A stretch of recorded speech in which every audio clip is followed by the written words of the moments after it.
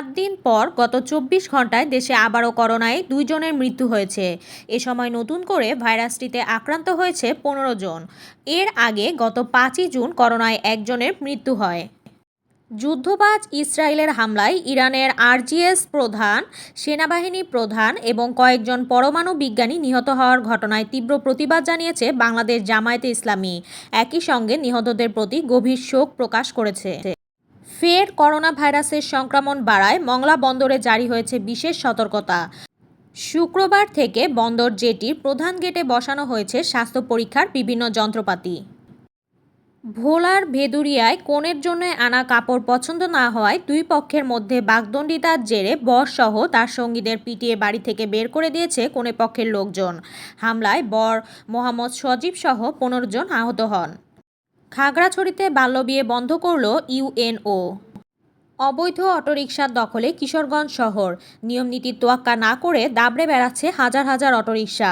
অবৈধ দখলে ফুটপাত, ফলে থামছে না যানজট।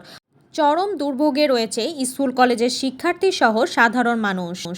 ইরানের বিভিন্ন পারমাণবিক স্থাপনা এবং সামরিক ঘাঁটিতে ইসরায়েলের হামলাকে খুবই সফল বলে মন্তব্য করেছেন মার্কিন প্রেসিডেন্ট ডোনাল্ড ট্রাম্প। ইসরায়েলি হামলায় ইসলামিক রিভলিউশনারি গার্ড কর্পসের commander in chief general Hossein Salami, বিমান বাহিনীর কমান্ডার আমির আলী হাজিজ সহ কমপক্ষে 20 জন সিনিয়র কমান্ডার নিহত হয়েছেন। ইরানে ভয়াবহ হামলা চালিয়েছে ইসরায়েল, এতে অনেক হতাহত এবং ক্ষয়ক্ষতি হয়েছে। দেশটির বিভিন্ন শহরে এখনও হামলা চলছে বলে ইসরায়েলি প্রতিরক্ষা বাহিনী জানিয়েছে। এই অবস্থায় জাতির উদ্দেশ্যে দেওয়া ভাষণে তেল আবিবকে হুঁশিয়ারি দিয়েছেন ইরানের প্রেসিডেন্ট মাসুদ পেজেশকিয়ান।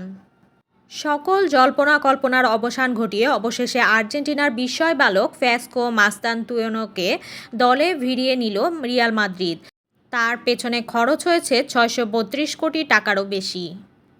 তারকা ক্রিকেটারদের বিদায়কে স্মরণীয় করে রাখতে তাদের নিজ দেশে অনেক ধরনের আয়োজনই করা হয়ে থাকে। ভারতীয় দুই কিংবদন্তি বিরাট কোহলি এবং রোহিত শর্মাকে তাদের মাঠে বিদায়ী সম্বর্ধনা দিতে যাচ্ছে অজিরা। আপনারা এতক্ষণ শুনছিলেন সুরমা টিভি 24 এর আজকের শীর্ষ সংবাদ। উপস্থাপনায় ছিলাম আমি সুমাইয়া তাসনিম।